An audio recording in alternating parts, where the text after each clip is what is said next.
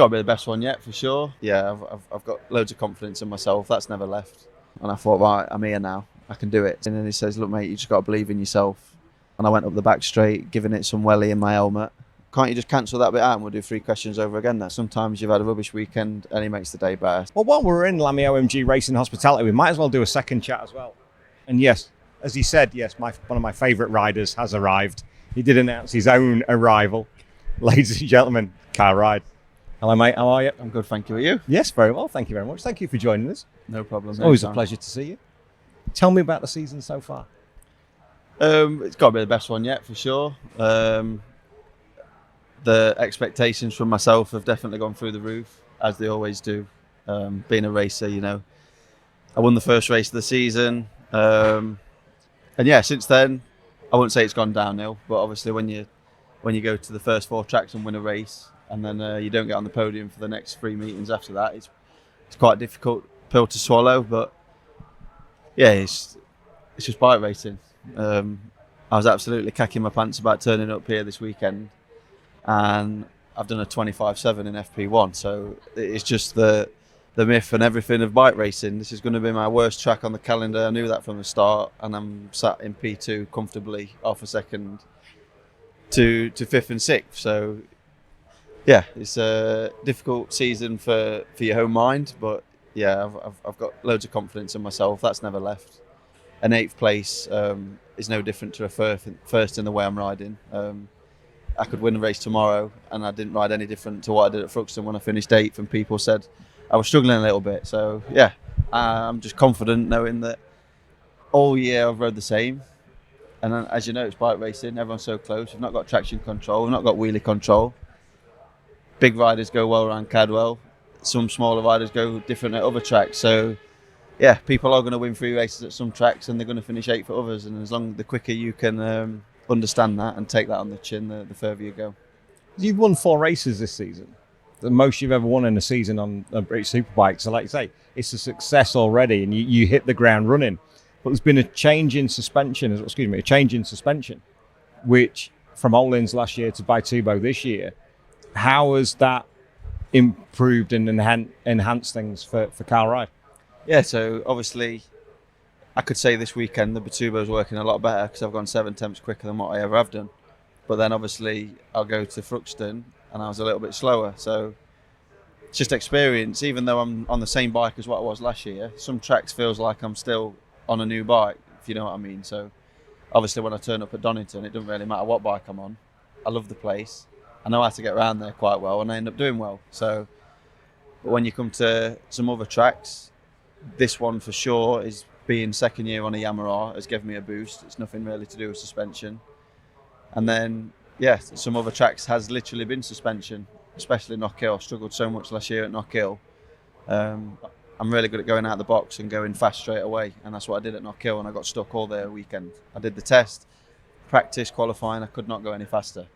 So I set off the weekend in like 6th, and as everyone got faster, I ended up going back to 15th because I couldn't go any faster. So we went there this time, and I was not looking forward to the weekend, as I was, if I'm honest, this weekend. And I got the most points I've done out of all season in one weekend. I got 47 points in one weekend. So yeah, it's literally just bike racing for you.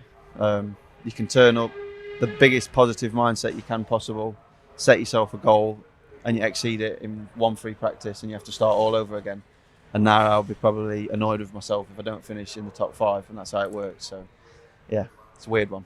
How much are you dealing with that better as you get more experienced in British Superbikes? Was this season number 5? Yeah, 2020 was my first one. Was it 2020 first one? 20, 21, 22, 20, season 4. How are you How are you dealing now with the mental side of it? You're coming mentally stronger with the superbikes, and when things aren't quite going your way, how much more are you understanding things and reactions changing to them? Yeah, luckily for me, I've got such a good team with me now. Tommy's been absolutely brilliant. He's never lost faith in me. I always doubt myself, as every rider does. I know I can win. We all know we can win. But when you go off a run of 9 races and not took any trophies home, you do doubt yourself no matter what. So, and every race has been dry, bar one. So I'm sat at home thinking, what's going on? But at the same time, I'm still only 50 points behind. I'm very consistent. I've had a couple of mishaps, which as everyone else has as well. I always think in my head, if I'd have not crashed at Donington or if my gear lever wouldn't have broke at Brands, I'd be closer to Tommy. But Tommy, obviously, his clutch broke at Donington and he had to pull in. And everybody has a swinging roundabout at some point, and I still feel like that's to come for some other riders. I'm hoping, touch wood, that my stuff's gone and I can build from there on. But yeah, as you've seen, there's always tracks where it doesn't matter how good you are, how good you've been riding, how confident you are. Even people like Tommy can go to a track at Thruxton and they end up 15th. And Tommy's done it for ages. He will know to just completely forget about that weekend, take the positives. He got a few points, better than none. And that's what you have to do in bike racing. So you're always going to go to a track where you're riding better than what 3rd and 4th are, but you finish 14th because your bike won't let you do what it is. So that's BSB. If we all raced around Donington or Silverstone, it'd be a bit different story because the bike doesn't really do so much around those tracks. I've always gone well at Silverstone. I've did well on a BMW. I won on Suzuki, and I've won on my Yamaha. So it's just how it worked. So yeah, Tommy's probably rode the best out of anyone all year, consistency-wise. Been on the podium a lot. But yeah, you're going to go to a track like Thruxton and struggle, and we've all got to take that on the chin. And that's like what you said with the mental side. That's what I know. It's been 4 years in the making, but definitely this year, you're taking 8th place all day long. I'm riding well. I'm riding exactly the same as Thruxton when I just finished 8th, and now I'm 2 tenths off Brad's that record around Cadwell that everyone, even me now, I watch that and I think, how have I just done that? Only 2 tenths off, you know what I mean? So that was the question I was going to ask you, but I've asked you this before, and we know you can pedal a bike round. There's no two ways about it. I've asked you this before, and it's the same with a lot of riders. How do you put a lap together like that around Cadwell Park to take 7 tenths off your own personal best? That how much comes from confidence and belief in you? Yeah, so for me, coming off Thruxton where Jason won all 3 races, same bike as mine. There's no reason why I can't do it, and I didn't do it. So I've sat at home, I've played dominoes with my granddad in the pub on a Wednesday, forever thinking about bloody motorbikes and how to make them go faster. But you literally just got to reset, forget about it. I always tell everyone this, how was the race? And I'm like, look, I finished 8th, it's better than 9th. And I say that to everyone. And when those days come where you take a trophy home, you just cherish them. Go wave your trophy wherever you want, go have a beer and enjoy it, because it doesn't come around too often. So all the first 4 meetings, I got a trophy. And you don't ever say it's becoming boring, but you get used to it. And then when it stops for a few months, honestly, it's difficult. So yeah, I'm just more than happy that the weekend set off great already. Obviously we did the test session, that definitely helped. We made the bike soft as like I normally have it to start off. We went a little bit softer than what we normally would, and I got great feeling straight away. Didn't think I'd be able to do a 25 at all this weekend, so to do the test and wake up the next morning and do a 25, yeah, it's set to be a good weekend hopefully. When we saw you at Silverstone earlier in the season and at the test at Donington Park, there was a definite change in you from last year. You're leaner, you happier, if fair to say that. There was a much more ready Kyle Ryde at the start of the season. What changed for you over the winter and coming into 2023? Yes, I think everyone might think I've done a lot more training or this, that and the other. It's been the same, to be honest. I have done more training, but the right sort of training. I've not just gone off willy-nilly, doing this, doing that. Put a bit more effort in, spoke to some good friends. Luckily for me, I've got a professional cyclist that lives 10 minutes away called James Shaw. Probably everyone knows him now from the Tour de France, finishing in the top 5 a couple of times. So yeah, and people like that, I've got a lot of knowledge in fitness and stuff, and James was way fitter than me. But we went to Anglesey the other day and he rode a I'm trying not to swear. You can. It doesn't matter. No, he rode a little Aprilia around Anglesey in the wind, and he was sweating his knackers off. And I thought his VO2 max is something stupid like 88, something like that. It's through the roof. Very fit. I can only go out with him on the push bikes when he's on a rest day, and I'm on a good day. That's the only time I can just about keep up. Bring the levels together. Bring the levels together. So, thanks to James, obviously, he helped a lot, and it spiked my fitness. I seen it on the results from the fitness test at Loughborough, and then I seen it on my bike as well. So, biggest thing, doesn't matter what you do, when you ride a bike around Cadwell Park with 230 horsepower, and the track is as wide as what it would be a lane on the motorway, your heart rate is going through the roof. I don't care how fit you are. So, if someone put a monitor on me today, it's 195 minimum for the whole session, no problem.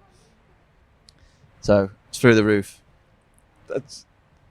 That's a ridiculous amount for the whole for what is the whole session? Yeah, I put it on FP1 Thruxton. It was 202 max. Average was about 188, and that was FP1. So imagine sat in a little gaggle of group. So imagine sat going through village and church in a group of you. But you just forget about it. But at the same time, I know my heart rate's always been high. But I've trained on my push bike, doing half an hour at a high heart rate, and then obviously concentrating on the road and doing this, doing that. And it's helped a lot. So biggest thing for me is I always used to struggle race 2 on Sunday into race 3. I couldn't recover. I could eat, I could drink, have a nap. I couldn't recover. And I'd do 5, 6, 7 laps, do a great lap time, and then I'd drop back a little bit. And that used to really piss me off because I did put effort in. I always used to struggle in race 3. And throughout last year, it got better and better. And then this year, it was just amazing. I think it was Ohlins Park. I started off with like a 9th, and then I finished 6th, and then I got a podium in the last one. And I thought, right, I'm here now. I can do it. So that's it. That's what you work for. It's easy enough to ride the bike. I'm confident enough to ride the bike, but to get through all that weekend and set your best lap time and your best race in the last race, that was a big achievement for me. That's your biggest marker, isn't it? Because if you go back to Ohlins Park last year, it would have gone the opposite way. Oh, for sure. You'd have gone 3rd, 5th, 9th. For sure. Everything was into qualifying, and everything was into the first race, which I did well. I got on the podium with Brad. The second race I got a bit unlucky, but I was knackered. I finished 4th, and then the last race I finished 10th. When you finish 10th and you're driving home knowing that you've got the speed to finish 3rd because you did it 24 hours ago, but your body let you down, you almost feel like you've let your team down or you've let your mechanics down, and because you know you can do it. Could have had 3rd, and 3rd, but just needed to put a bit more training in the special areas for more endurance. So but this year, this is the only place I've come to worrying about race 3, but that's nothing to do with fitness. It's Cadwell Park. We're riding Friday, Saturday, Sunday and Monday. So a few glasses of red wine every night, hopefully a bit of deep sleep to relax the muscles, and we'll be good. I think you got to do whatever's best for you, and if it's red wine that does it, then so be it. I've done it all year and it's worked up to yet, so I'm gonna crack it. I might just, because it's Cadwell and a bit harder, I'll turn that one glass into 2. Motorcycle races are creatures of habit, so you've got to do it and keep yourself happy that way. What was I going to say? Oh yeah, one thing that also has happened this year, you're under a lot more influence from Tommy Hill, and you've had a change of crew chief as well. Ryan Saxelby's gone to do his own thing. Shannon Etheridge has come in. Tell me about the Tommy Hill effect first. Yeah, so Tommy's Tommy. Everyone knows Tommy. He's brilliant. He's not just helped me as a rider. He's helped me day-to-day life. He's helped my family. He's been he's been great. I've not had to do nothing except ride my bike. So that's more annoying when you finish 8th a few times, knowing that I'm only focusing on my racing. Where last year I had loads to focus about, and I'd finished 3rd. Do you know what I mean? So. Yeah, he's been great. Hats off to Tommy. He's been great. No other words to say but great, really. What's the biggest bit of advice he's given you so far? He's not really given me much advice. He's just texted me every night. We've been at a race meeting, and he says, "Look, mate, you just got to believe in yourself." Because obviously he does. My mechanics do. Shannon does, and obviously my team do. Or else I wouldn't be here. So I just need to. Yeah, today when I did that lap time, that's me believing in myself, and I went up the back straight, giving it some welly in my helmet. I pulled straight in. That was me done. See, this is, we worked together the last couple of years, and you could see when things weren't going right, and that self-belief. Everybody suffers from it. I do with the podcast. viewers know that it's not a secret. I'm honest about it. And you 100% deserve to be where you are. And now with planets aligning and things falling into place with Tommy and the team and Al Gardner and Paul and Holly and everybody else around, it's all set up for you now. This is taking away the hurdles for any belief that you don't have. Yeah, that's it. All we want to do is win. So but it takes 2-3 years, don't matter who you are, what team you ride for, it takes 2-3 years to believe that you can turn up at every track and win. I still don't believe that now because there's a couple of bogey tracks, but I won at Knockhill. Here and Knockhill was the two tracks that if you'd have told me I'd have got a win this year, I wouldn't have believed you. But obviously I got 2 podiums at Knockhill and a 4th. And if I take a trophy home here, that'll be as big as any win I've had all year because, yeah, Cadwell Park last year, I think my best race, I was about 15, 16 seconds behind, which with how fast he was going at the front isn't the end of the world.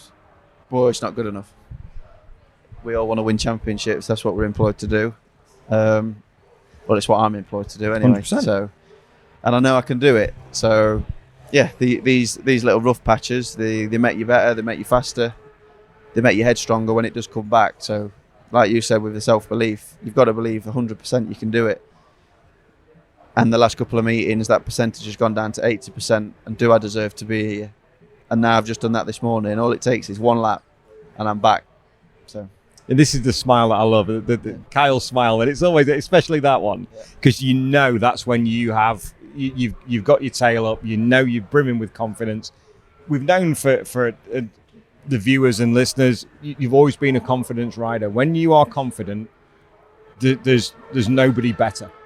You're as an equal of anybody out there, and that's the important thing to remember. But what did it for me this season was Knockhill, because I knew how much you'd struggled there. It's not been a favourite to you, but to come away from that weekend with what you did, that to me was like, now it's all fitting together. Now the self-belief is there, and you obviously felt the same. Yeah, so obviously Knockhill was great. Winning a race there, I can't even remember it, to be honest. It was all such a weird feeling, thinking I can't believe I just won a race there. Do you know what I mean? So, but yeah, the last 3 meetings, everyone knows that I run a different front tyre to everybody else on a Yamaha. And as we know, Ryan had a good couple of meetings and he's come into form. And Ryan's always been a good rider, and he's the same as me. He's probably had no confidence last year, and he's jumped on the R1.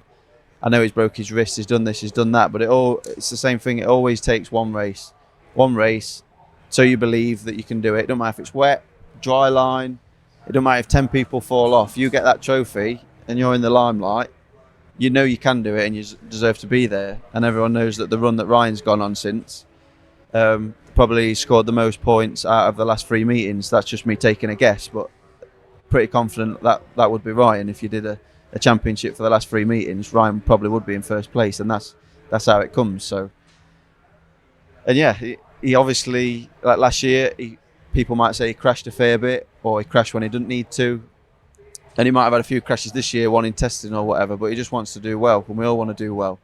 And when you get that first little bit of, I've done well, and everyone knows I've done well, people are telling me I've done well, and then look at him for the last 3 meetings. It's mad. It's mad racing. He might have been half a second slower in 8th, trying his bollocks off. Now he's half a second quicker than 8th, and he's not even trying. It's just confidence. And people might not think it, but riding around in 8th, 9th and 10th, it destroys your body. You're trying so hard to get to 5th and 6th, or to 3rd and 2nd. Do you know what I mean? Your body takes a much battering. Now I'm in 2nd place at the minute. I'm going to go out, chill out. I don't even have to go fast because I can do it tomorrow. I'm going to save some energy. People that are in 10th, 11th, 12th, like I've been for the last couple of meetings, they want to get up the front. They're out straight away. They're doing the full session. They come Monday, some of them are going to be knackered. And that has been me for the last couple of meetings because I want to get up there at the front. And then, like I said, with the tyre thing, I've been on an SC2 front. I'm always on it. Ryan's on an SC1 and he's been doing really well the last couple of meetings. He's been in front of me. And my doubts dropped a little bit because I've not been having the best of results. And that creeps into your head, do I need a 1 front again? And then you turn up at Cadwell Park with a 2 in, and I'm just as fast. So, yeah, you need these days. Why the choice for the SC2? I've always had it. I ran it on the Suzuki. I ran it on the BMW till I had a shit day. And then we put a 1 in and I'd feel better for about 5 laps and then it'd be rubbish at the end. 2 has always been the tyre for me. But when we bought the R1s, it was the winning bike. Taz just won on it. We all went testing. Brad was very fast. Stupidly fast. I was fast, not as fast. And we ran SC1 fronts. That's what they've been running. That's what they've won all the races on.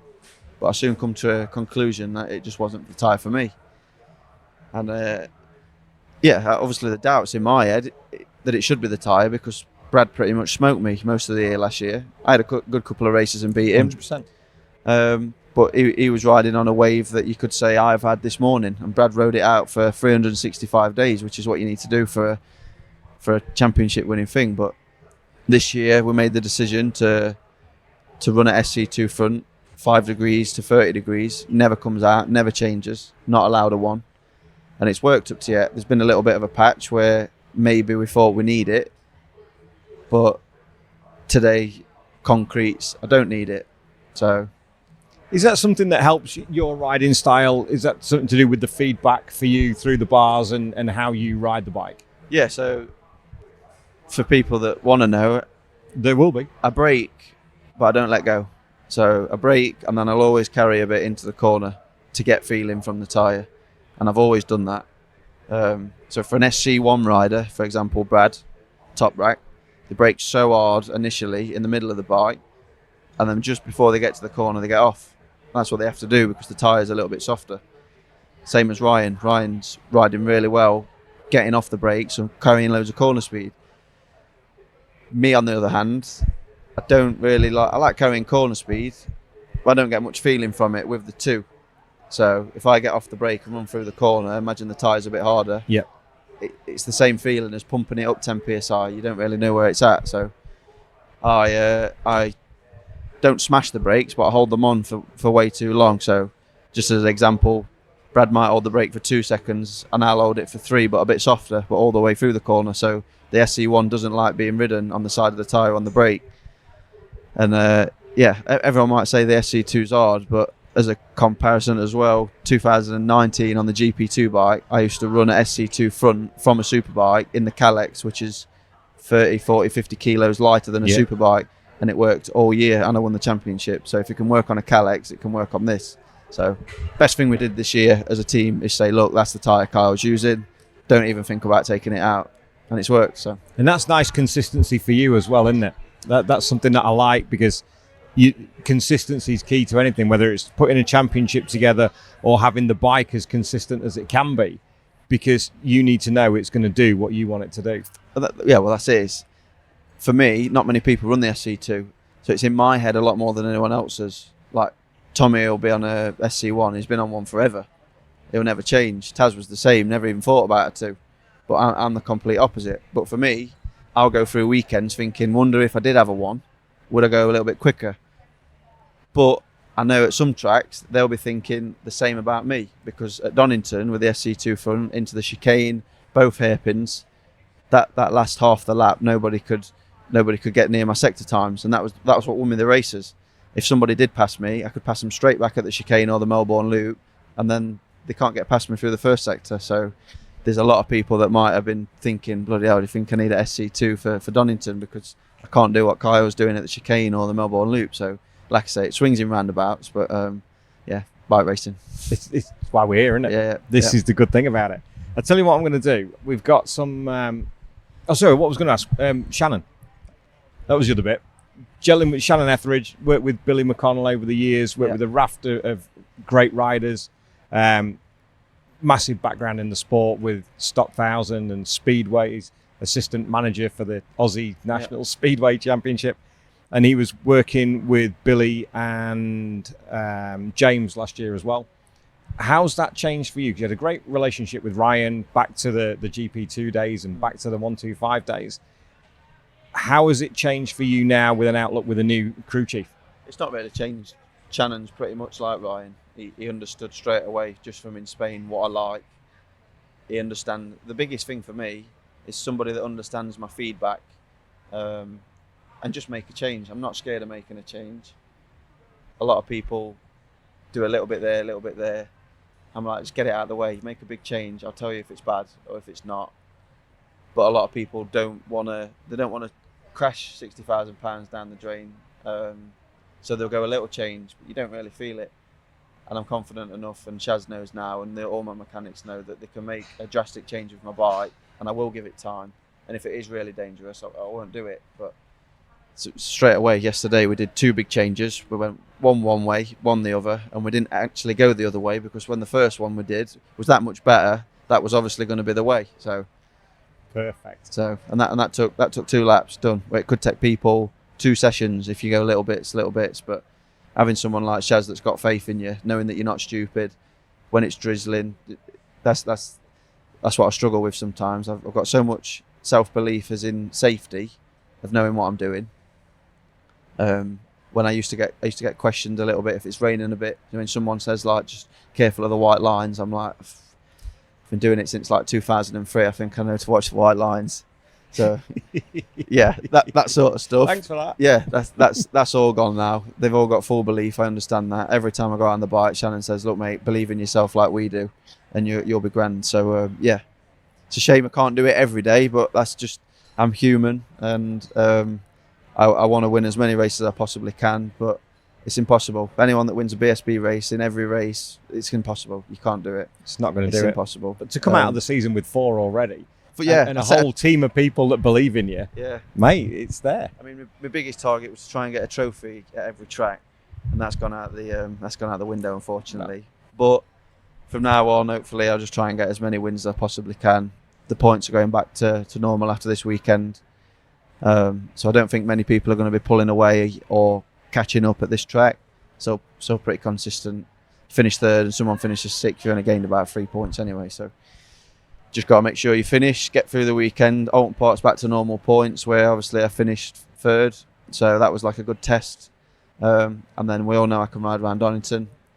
And Brands was looking good until the gear lever snapped. So we're going to 3 good tracks now, where the points go back to normal, and one of them obviously goes to double figures, where you can get about 1,000 points in a weekend. So we'll soon find out. It's a different old season, isn't it? Yeah. All of a sudden you're going to get these raft of points. So you think, hang on a minute, where did they all come from? Do you have to have, like, I don't know whether you come to Brands and there's all these different permutations, but you're going to have it stickered to your tank or something so you know where to finish?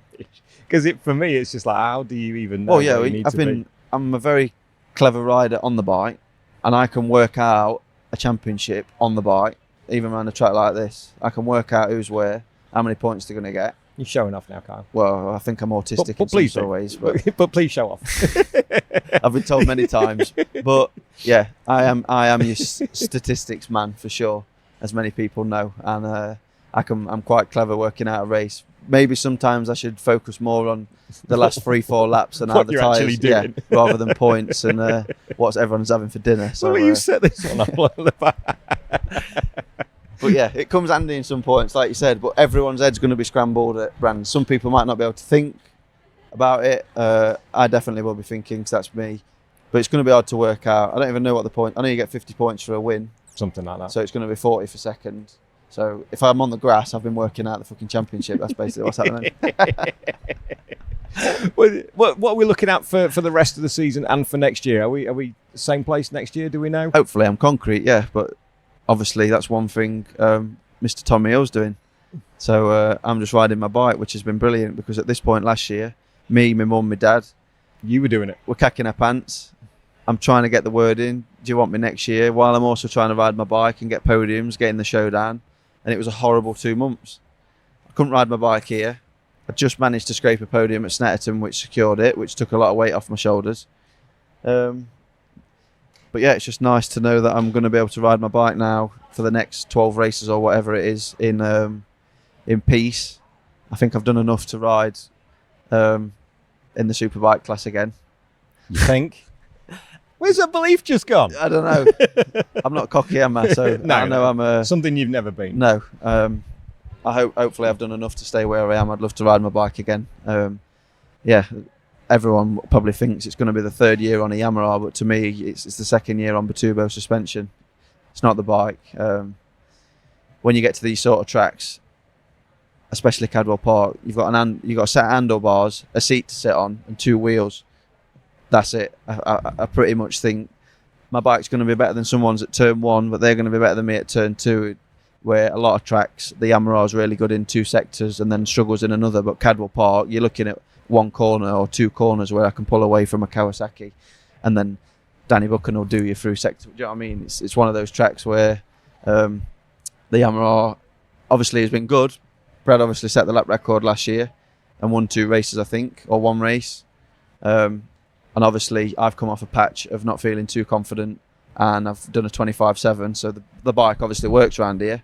You're doing all right so far. Doing all right, yeah. I think he won 1 and Danny Buchan won the other 2. Danny won the other 2. He did the double on the Monday, didn't he? Yeah.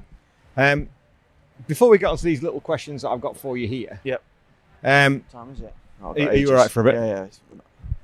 One thing that fascinates me about this, but everybody goes on about the mountain at Cadwell Park, and the listeners and the viewers know my feelings on Cadwell.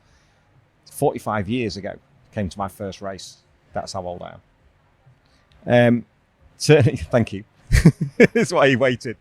Turn 1, for me, is the most incredible part of this circuit because it's so fast. It's not quite a blind entry, but you've got to throw it on its side and trust it, and then into Charlie's. What's turn 1 like from the pilot seat? Talk me through it. Yes, the speed you go in, everything just falls through to the bottom. So the forks, doesn't matter how late you brake, it's all timing. If you brake for too long, the forks go to the bottom up the hill. If you don't brake enough, you don't make the corner. There's loads to it, but yeah, for me that is the best corner on the track. Not many people probably would agree with me, but I don't like going over the mountain. I've never jumped it. I've definitely got more air on a 125 than what I have a super bike. So just how you brought up. Yeah.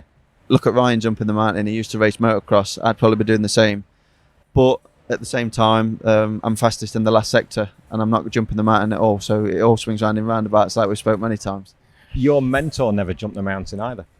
No. Tommy he's from the Rob Mack school of doing the mountain. I've got to be the least person to jump the mountain though. I think I lift my bum off the floor. That's all I do. The bike just rolls over. Forward? I'm going forward. Right, yeah. Ryan will 100% outdo me up the mountain and over the top, but I might have a little bit more speed going into all bends. It's as we've said all podcasts, it's just bike racing. Someone might be faster somewhere, but you're going to lose it somewhere else. When you're all professional and getting paid to ride bikes, you can't be faster than someone and then carry it on. Someone's always going to be faster than you on the exit or the middle or the entry. So big compromise that you got to work out. I love this 2023 Kyle Ryde. I love this. It's brilliant. Have you got your random question generator, Jennifer? Well, I've got 3. You've got 3. Jennifer, it's 3 from 30. 17. That's on the next page. First one on the next 17's page. there. Oh, right, sorry. What's your favourite joke? Favourite joke? I have not. That's one thing, if people ask me, I couldn't tell you. Really? I'd more go to like a Facebook video or... Okay. You don't have a favourite comedian or anything like that?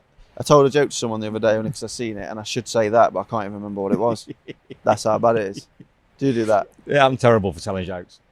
Absolutely rubbish at it. Can't you just cancel that bit out and we'll do 3 questions over again then? So we'll do 4 questions because the first one was rubbish. Who's the most famous person in your phone? In my phone? I should know this. But to be honest with you, I don't know. I'm going to say something, and then when we're done, I'm going to find someone else. I know it when I should have said that one. You can't say Brad or Taz either because they're like... No, it's better than that. It's got to be better than that. I should just tell everyone like Ronnie O'Sullivan just for the crack. I've not got his number. Oh, you must have good fun with him this year, haven't you? Come on, where have I been? What did I do at the fishing event? I've got someone's number. I know I have. Oh yeah, because you went to the target fishing, didn't you? Yeah. I can't think he was there. How's about you ask me the next question that I can say in my head and I'll keep going down my phone. 7. We'll put that off as 77. We'll do that for you. Yep. Good thinking, eh? What's the one item you can't live without? Live without? I can't call Sully an item, can I? Yeah, of course you can. 100%. I can't live without my dog. I'm staying at a friend's house, a sponsor this weekend, and he's got a I don't know how to call them now. I should know. Anyway, she's the same size as Sully. She's a Doberman. Yeah. Same age, same size, just the same things. Spins in circles when she's excited. So I've literally just left my dog at home and I've joined. Sully's literally at my sponsor's house now as a girl and black.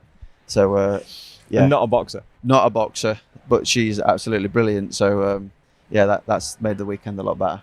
That's cool, because then you don't feel so bad about leaving Sully behind. That's correct. And yeah. I'd like it on your Instagram, and you're out with Sully, and he's part and part. He's almost like your right hand man. He is. It's when you have a good weekend's racing, I can beat mum and dad home because they've got a caravan, so I pick him up.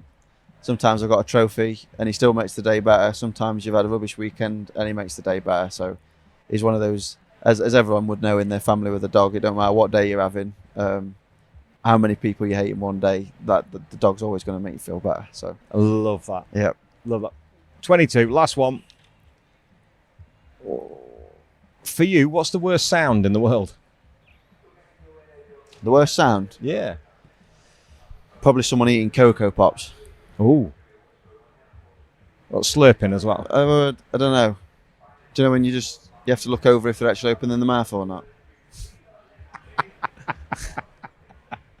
Do you know what I mean? 100%. Having the reason to check is just like, I'm going to go and sit in the kitchen for 5 minutes while you eat them. So ever we have Kyle round, we're not eating Cocoa Pops. So You're still looking for that famous person. I think I've got it. There's a few. Excellent. I'll go between. Oh, it's tough. I've got Keenan Softwogglers in my phone, Excellent. which I've spoke to a few times. Yep. And probably Paul Hollywood. Oh, that's cool. That'll be a first. If you're doing social media, you're saying Keenan, but Yeah, a lot of people from our country know Paul, don't they? So 100%. I'd probably say Paul. I like that. Kyle, thank you, mate. No worries. Thoroughly Appreciate enjoyed it. this. It's been a while since we did it. It was Yep. Donington last year.